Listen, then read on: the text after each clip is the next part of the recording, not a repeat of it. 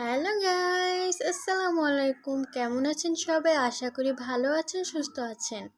আজকে আমরা যাচ্ছি আমাদের গ্রামের বাড়িতে।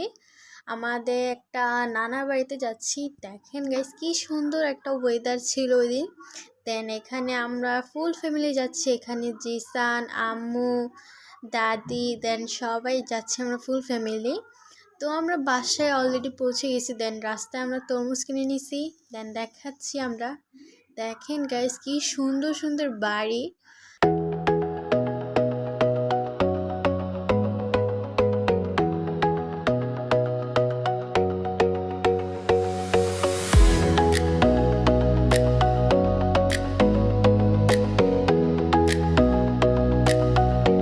তো গাইস, ঢাকা থেকে মুন্সিগঞ্জ এত দূরে জার্নি করে এসে আমাদের খুব ক্ষুধা পেয়ে গিয়েছিল।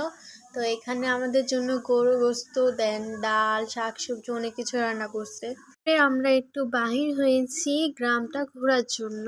দেখেন গাইস, এখানে আলু ক্ষেত করা হয়।